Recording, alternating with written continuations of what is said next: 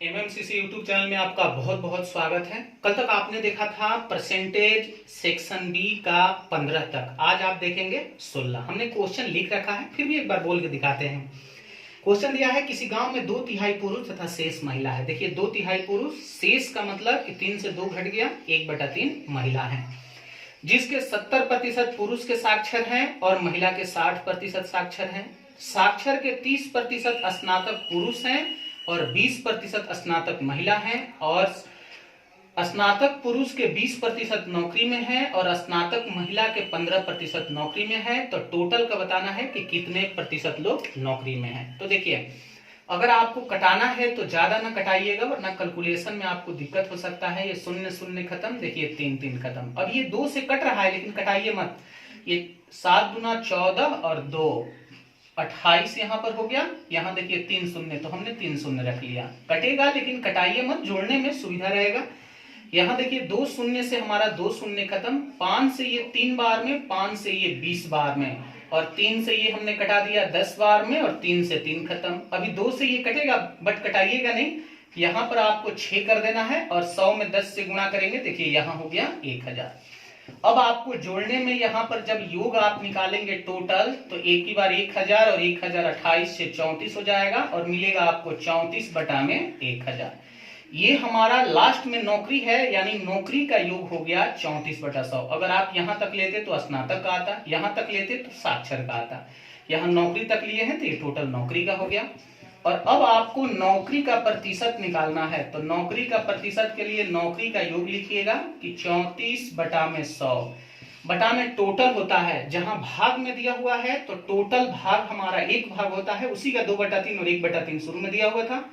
और प्रतिशत के लिए आपको गुणा करना होता है 100 से। तब देखिए ये ऊपर वाले का है, यहां से 2 0 से 2 0 खत्म, 1 0 जाके बीच में दशमलव बैठाएगा, और नौकरी करने वाले का प्रतिशत बन गया 3.4%। 3.4% हमारा आंसर। क्वेश्चन नंबर 17 दिया है 3 व्यक्ति एबीसी का कुल वेतन 14,400 है।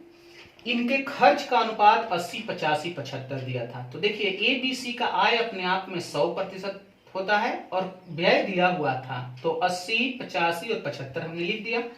तो आय से जैसे ही व्यय घटाएंगे, देखिए बचत का आ गया। प्रतिशत में इसका 100 से 80 घटा दिए 20, 100 से 85 घटा दिए 15, 100 से 75 घटा दिए 25। अब बचत का अनुपात दिया है 8:9:20। ऊपर प्रतिशत में, नीचे हमारा दिया हुआ है अनुपात में। अब इसी 20% का वैल्यू 8, क्योंकि प्रतिशत में 20 और अनुपात में 8 है। इसी के सहारे आप ऊपर आय का अनुपात निकाल सकते हैं, जहां इधर हम बगल में लिख देते हैं कि एबीसी के अनुपात।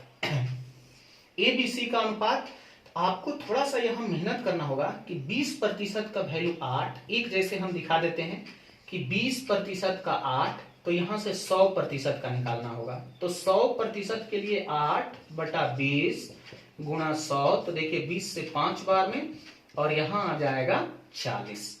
तो यहां हमने लिख दिया a का 40। वैसे ही आप 15% का वैल्यू 9, तो 100 का वैल्यू, तो यहां एक ही बार लिखते हैं कि 100 का निकालने के लिए 9/15 गुणा 100 होता है। तो 3 से ये 3 बार में, 3 से 5 बार में, ये 20 बार में, तो b का बन जाएगा 60। देखिए हमने b का लिख दिया 60। अब c का 25% का वैल्यू 20, तो 100 का वैल्यू निकालेंगे तो इसका बन जाएगा 80। देखिए हम यहाँ अनुपात में इसका 80 लिख देते हैं, आप अपने से निकाल लीजिएगा। अब आप कटाएंगे तो 20 से ये 2 बार में, ये 3 बार में, और ये कटेगा 4 बार में। जब आपका अनुपात निकल गया, तो देखिए अनुपात के सहारे आप इनके आय का बंटवारा कर सकते हैं। तो 4 3 7 2, 9 यूनिट का वैल्यू आप दिखाएंगे 14,400 रुपया। जब 9 यूनिट का वैल्यू 14,400, तो 1 यूनिट का निकालिए, और फिर 2 का 3 का 4 का निकाल लीजिए, तो एबीसी का आ जाएगा। ये काम करने से थोड़ा आसान हो जाता है और तेजी से निकल जाता है। आप यहां से हल कीजिए कि 1 यूनिट का वैल्यू निकालिए, 2 3 4 का निकाल दीजिए, तीनों का आया जाएगा। क्वेश्चन नंबर 18 दिया है कार के उत्पादन मूल्य में 3 मदे सम्मिलित है। कच्चा माल का मूल्य, श्रमिक पर व्यय और अतिरिक्त खर्च का अनुपात 4:3:2 दिया है। अगले वर्ष कच्चा माल का मूल्य 10% की वृद्धि, श्रमिक में 8% की वृद्धि तथा अतिरिक्त खर्च में 5% की कमी की गई। तो टोटल आपको वृद्धि निकालना है। तो देखिए 4 में आपको 10 जोड़ना नहीं है, 4 का 10% निकालना है। तो 4 का 10% जब आप निकालेंगे तो 4/10 हो जाता है, जिसको आप दशमलव में लिख सकते हैं 0.4। अगर 4 में 0.4 बढ़ाएंगे तो ये हमारा हो जाएगा, या फिर 4.4 न लिख के सीधा आप सिर्फ वृद्धि दिखाइए कि 0.4 का वृद्धि हुआ। यहाँ 3 का 8% निकालेंगे, 8 में 3 से 24, यहाँ 2.24, यहाँ एक जीरो बढ़ा लीजिएगा, जीरो का कोई वैल्यू नहीं होता है। और 5 गुना 10 यानी 0.1 की यहाँ पर कमी, तो यहाँ आपको दिखाना होगा माइनस, जहां वृद्धि वहां प्लस, जहां कमी वहां माइनस। तो टोटल आपको वृद्धि निकालना है, तो आप जोड़िए, यहाँ 40 और 24, 64 से 10 निकल जाएगा, 0.54 की वृद्धि हुआ। लेकिन प्रतिशत निकालना है तो वृद्धि प्रतिशत बराबर वृद्धि बटा में टोटल, 4 3 7 2 9, प्रतिशत के लिए आपको लगा देना है 100। तो दशमलव के बाद 2 अंक और यहाँ 2 जीरो, ये दशमलव खत्म, ये जीरो खत्म, और 9 से इनको कटाएंगे, 6 बार में कटेगा, और वृद्धि का प्रतिशत बन जाएगा 6%। 6% हमारा आंसर। क्वेश्चन नंबर 19 दिया है, यदि ए के आय का 60%, बी के आय का 75% है, तो ए के आय का कितने प्रतिशत के बराबर बी का आय है। तो आप क्या कीजिए, यहां से 100 कटा दीजिए, ये 4 बार में, 5 बार में, और आप लिख सकते हैं कि a बटा बी, ए यहीं पर, b आ गया बटा में, 5 को ऊपर छोड़ देना है, 4 आ जाएगा बटा में। अब आप निकाल सकते हैं, a के स्थान पे 5 रख लीजिए, यहाँ वाट प्रतिशत, और b के स्थान पे 4 रख लीजिए। तो देखिए 5 से ये कटेगा 20 बार में, और वाट का वैल्यू बनेगा 20 में 4 से गुणा करेंगे 80%, और 80% हमारा हो गया वैल्यू है आंसर। क्वेश्चन नंबर 20 का है, किसी परीक्षा में 4 छात्रा A B C D है, C B से 20% कम। तो देखिए यहाँ D को हमने 100 मान लिया और 20% कम, तो जब वैल्यू 100 होता है तो वहां से जितना कम करना है डायरेक्ट कम कर लीजिए। लेकिन B को C से 25% अधिक, तो बहुत बार गलती से लोग करते हैं कि 80 में 25 जोड़ के 105, ऐसा नहीं है, इसका 25% निकालेंगे तो 20 ही बनेगा, और 20 इसमें जोड़ेंगे तो 100 ही होगा। निकाल के देख लीजिएगा, 80 का 125% निकालिए, क्योंकि 25% बढ़ाना है, तो अपने आप 100 ही आएगा। और 100 जो वैल्यू हो गया, और यहां से ए को 10% कम करना है तो 90 हो जाएगा। अब ए का वैल्यू 360 अंक दिया है, यानी 90 का वैल्यू 360 अंक, तो सबका आप निकाल सकते हैं। चूंकि डी का कहा है इसलिए सिर्फ डी का ही निकालिए कि 90 का वैल्यू 360, तो 1 का वैल्यू 4 हो जाएगा, तो 100 का वैल्यू बन जाएगा 400 अंक, यानी डी को मिलता है 400 अंक। तो पूछा है कि डी का प्रतिशत बताइए। जब डी को 400 अंक मिलता है और टोटल पूर्णांक है 500 का, तो प्रतिशत भी आप आसानी से निकाल सकते हैं। देखिए 0 से 0 खत्म, ये 80 बार में, और हम कह सकते हैं कि डी को 80% अंक प्राप्त होता है। 80% हमारा आंसर। क्वेश्चन नंबर 21 दिया है, विद्यार्थी परीक्षा में 30% अंक लाता है और 27 नंबर से अनुत्तीर्ण। अगर 27 से वो फेल कर रहा है तो 27 दे देंगे तो उसका पास मार्क्स बन जाएगा। यहाँ 40% ला रहा है और 27 नंबर अधिक, तो 27 निकाल देंगे तो उसका पास मार्क्स बनेगा, और दोनों आपस में समान। अब 27 यहाँ से 40 से 30 घटा देंगे तो बनेगा 10%, और यहाँ 27 आके जुड़ जाएगा 54। तो आप कह सकते हैं कि 10% का वैल्यू 54। तो क्वेश्चन आपसे पूछा है कि उत्तीर्णांक तथा पूर्णांक, उत्तीर्णांक का प्रतिशत तथा पूर्णांक पूछा है। तो पहले तो आप 100% का वैल्यू निकालिए। तो देखिए 100% का जब भी आप वैल्यू निकालेंगे 10 से इधर गुणा करना होगा, 10 से इधर, यानी आपका पूर्णांक तो बन गया 540।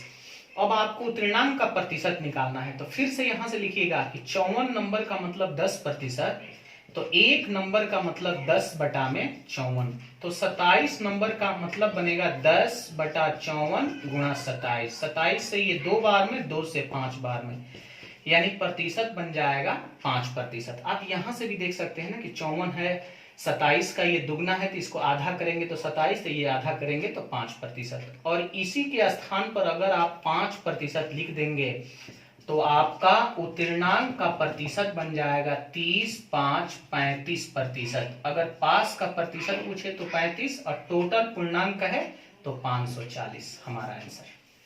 क्वेश्चन नंबर 22 दिया है किसी परीक्षा में उत्तीर्ण होने के लिए 40% अंक चाहिए। देखिए पास के लिए 40 नंबर चाहिए, ए को 10% कम मिलता है, 40 का 10% कम यानी 90% मिलता है, यानी ए को मिला होगा 36।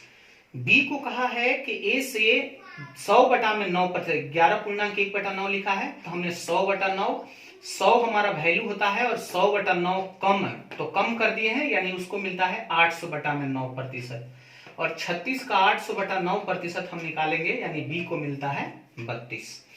अब सी को ए तथा बी के योग, तो ए बी का योग कर दिए, से 700/17 कम मिलता है, तो जैसे ऊपर 100/9 घटाए थे वैसे ही 100 में से 700/17 पूर्णांक को तोड़ लीजिएगा, और जैसे ही आप यहां घटाइएगा कि 1000/17, तो आपको यहां पर 1000/17 करेंगे, प्रतिशत में है ये, तो अगर यहां आप प्रतिशत देना चाहेंगे तो बटा में 100 आ जाएगा, और इनको जोड़ के देख लीजिए, ये हमारा 68 बन गया, 2 शून्य से 2 शून्य खत्म, 10/17, 17 से ये 4 बार में, और सी को मिल गया 40। तो क्वेश्चन सिर्फ यही पूछा है कि सी पास है कि नहीं। पास के लिए आपको 40 नंबर चाहिए और सी को बराबर 40 आ गया। अगर सी को 40 आ गया तो हम कहेंगे कि हाँ सी पास है। बस इतना ही आंसर बताना है कि पास है कि नहीं, तो पास है आंसर। क्वेश्चन नंबर 23 दिया है किसी परीक्षा में 70% अंग्रेजी में पास हुए, मैथ में गणित में 80% और दोनों में 10% अनुत्तीर्ण। अगर 10 अनुत्तीर्ण तो हमने आपको सेक्शन ए के क्वेश्चन में दिखाया था कि बीच में अगर ये पास और पास है तो बीच वाला भी पास का ही हमें लिखना है। बीच का 10% फेल कहा है तो हमने देखिए घटा के 90% पास लिखा है। फिर दोनों पास का निकालने के लिए हमने आपको बताया था कि इंग्लिश मैथ का जोड़ दीजिएगा 150 और बीच वाला घटा दिया जाता है तो दोनों का 60%। इसी का वैल्यू 144 दिया है, तो पूछा है कि कुल कितने। कुल का मतलब आपसे 100% पूछा गया है, तो आप 144/60% के लिए 100 कर लीजिएगा। 20 से 5 बार में, 3 बार में, और 3 से ये आपका कट जाएगा 48 बार में, और 48 से 5 में जब गुणा करेंगे तो आपका नंबर बनेगा 240। 240 हमारा आंसर। क्वेश्चन नंबर 24 दिया है किसी परीक्षा में सम्मिलित लड़के तथा लड़कियों का अनुपात टोटल का दिया हुआ है 16:9 तथा लड़के लड़की का पास का दिया हुआ है 5:4। कहा है लड़कियां 80% पास है, तो यहाँ 9 यूनिट और इसी का 80% बराबर पास का। पास दिया है 4, तो 4 हमने लिख दिया। यहां से अगर 4 लड़कियों का टोटल पास निकाला जाए तो 36 यूनिट बटा में 5 हो जाएगा। उसके नीचे देखिए अगर लड़की का निकल गया 4 का वैल्यू तो हम 5 लड़के का भी निकाल सकते हैं, और लड़के का आ गया 36, तो सॉरी लड़के का आ गया 9 यूनिट। अब अगर आपसे पूछा गया कि आप गर्ल का प्रतिशत बताइए, तो देखिए गर्ल का प्रतिशत निकालने के लिए गर्ल का वैल्यू लिखिए 36 यूनिट बटा 5 बटा में टोटल गर्ल, टोटल है इनका 9, तो बटा में आपको 9 यूनिट कर देना है, और प्रतिशत के लिए 100। तो देखिए यहां से आपका गर्ल का निकल जाएगा, ध्यान से देखिए यहां से गर्ल का 36 यूनिट बटा 5 बटा में गर्ल्स का ही हमें लिखना है 9 यूनिट, और प्रतिशत के लिए हमारा हो गया 100। लेकिन अगर आपको कुल का निकालना है तो कुल का निकालने के लिए आप लड़की का लिखिए 36 यूनिट बटा 5, लड़के का लिखिए 9 यूनिट, इनको जोड़िए, और बटा में जब कुल लिखेंगे तो 16 9 25 आपको करना होगा, और यहां देना होगा आपको प्रतिशत के लिए 100। एक बार ध्यान से, जब लड़की का आप प्रतिशत निकाल रहे होते हैं तो बटा में लड़की का सिर्फ देना होता है, लेकिन जब कुल लड़का लड़की दोनों का निकालते हैं तो वहां लड़का लड़की दोनों का देना होता है, और प्रतिशत के लिए 100। दोनों आप लड़की का अलग प्रतिशत और टोटल का अलग प्रतिशत निकालिए, हमारा जो आएगा वो आंसर हो जाएगा। हमने कैलकुलेशन छोड़ दिया ताकि वीडियो लंबा हो जाएगा, आप अपने से कर लीजिए। क्वेश्चन नंबर 25 दिया है किसी चुनाव में 2 प्रत्याशी तथा बी थे। इस चुनाव में मतदाता सूची में दर्ज व्यक्तियों में से 10% ने भाग नहीं लिया तथा 60 मत अमान्य घोषित हो गए। सूची में अगर 1 यूनिट है तो भाग लेने वाले 10% अगर नहीं लेते हैं तो 90% लेते हैं, यानी 9 यूनिट बटा 10 ये भाग लेने वाले हो गए, और 60 मत अमान्य हो गया, तो मान्य वोट की संख्या 9 यूनिट बटा 10 माइनस 60। ए को कुल सूची में दर्ज का 47% मिलता है, ये देखिए ए को मिलता है, तो शेष बी को मिला होगा। तो बी को मान्य वोट में से जब ए का घटा देंगे, मान्य वोट में से जब ए का घटाएंगे तो बी का। देखिए मान्य वोट में से ए का घटा दिए तो यहां हल करने के बाद बी का आ गया। उसके बावजूद भी ए बी को 308 वोटों से हरा देता है, यानी ए को अधिक मिला होगा। तो देखिए ए में से अगर हम बी का घटा दिए तो बराबर मिल गया 308। आप यहां से घटा लीजिए और घटा के अगर 1 यूनिट का वैल्यू निकालेंगे तो वो सूची का आ जाएगा, यानी टोटल सूची में कितने हैं। यहां मान रखेंगे तो आपको पता चलेगा भाग लेने वाले कितने, और उसमें से 60 घटा देंगे तो पता चल जाएगा कि मान्य वोट कितना। अब एग्जाम में जो भी पूछे वो आप आसानी से निकाल सकते हैं। यहाँ पहले आप 1 यूनिट का वैल्यू निकालिए, आप अपने से निकाल लीजिएगा और यहाँ ऊपर मान रख लेना है। ध्यान दीजिएगा, वीडियो रोक रोक के देख लेना है, बढ़िया क्वेश्चन है। क्वेश्चन नंबर 26 दिया, एक चुनाव में 2 उम्मीदवार थे, इसमें 75% मतदाताओं ने अपने मताधिकार का प्रयोग किया तथा इनमें से 2% मत अवैध घोषित कर दिए गए। एक उम्मीदवार को 75% मत मिलता है जिसका वैल्यू 9261 है। अब देखिए कुल हमने 1 यूनिट लिखा है, उसी का 75% लोग मताधिकार का प्रयोग करते हैं। देखिए यहां पर लिखे हैं, और 2% अवैध हो गया तो 98% वैध, यानी ये मताधिकार जितने प्रयोग किए उसके ये वैध मत हो गए। और इसी टोटल के 75% एक उम्मीदवार को मिलता है। तो देखिए नीचे के वैल्यू लिख दिए हैं और उसी का 75% जो बुक में दिया है 9261।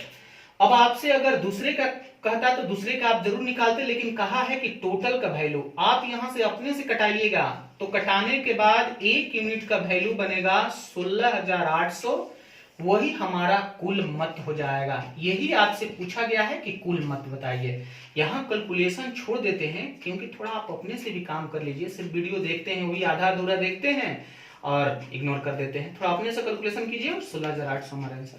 क्वेश्चन नंबर 27 दिया था, एक व्यक्ति अपनी आय का 75% खर्च करता है। आपको बताया गया था आय 100 होता है, खर्च 75 करता है तो बचत 25। आय में 20% की वृद्धि, देखिए 120, और व्यय में 10% की वृद्धि। तो ध्यान में रहे, यहाँ तो 20% कहा था तो हमने जोड़ दिया, लेकिन यहाँ 10% आप जोड़ेंगे नहीं क्योंकि यहाँ वैल्यू 75 हो गया। 75 का 10 निकालेंगे 7.5 आएगा और इसमें जोड़ देंगे तो ये हमारा बनेगा 82.5। बचत में कुछ नहीं कहा है, छोड़ देना है। अब अगर हम नया देखें 120 आय और व्यय 82.5, यानी बचत हो गया 37.5। और अब आपसे पूछा गया है बचत में वृद्धि प्रतिशत कितना। तो 25 से अगर 37.5 हो गया, यानी बचत में वृद्धि हो गया 12.5। बटा में आप देखेंगे पहले वाला वैल्यू 25 और प्रतिशत के लिए 100, तो 12.5 से ये 2 बार में कट गया और 2 से ये 50 बार में, और बचत में वृद्धि हो गया 50%। 50% हमारा आंसर। 30 दिया हुआ था, दालों के मूल्य में 30% की वृद्धि, यानी पहले 100 था और 30 की वृद्धि 130। तो खपत में कितने की हम कमी करें, कितने की हम कमी कर दें कि वृद्धि सिर्फ 10% नजर आए, यानी 100 से 110 नजर आए, यहां से आपको कमी करना है। तो कमी प्रतिशत बराबर देखा जाता है 130 से 110 लाने के लिए कितने की कमी करनी होगी, तो 20 की, और पहले वैल्यू बढ़ के कितना हो गया है 130, प्रतिशत के लिए 100। तो देखिए शून्य से शून्य खत्म और आ जाएगा 200 बटा में 13, जिसे पूर्णांक में आप करेंगे तो 13 से एक बार में 7 जाएगा। 5.5 बटा में 13, पूर्णांक में दिया होगा तो पूर्णांक में दे दीजिएगा, बटा में दिया होगा तो बटा में। पिछला हमने 2 क्वेश्चन छोड़ दिया क्योंकि वो सेम क्वेश्चन था, वैसे टाइप का बहुत क्वेश्चन हमने आपको बताया तो बना लेना है। और 30 नंबर का आंसर आ गया 15.5 बटा में 13। आज इतना ही रहने देते हैं।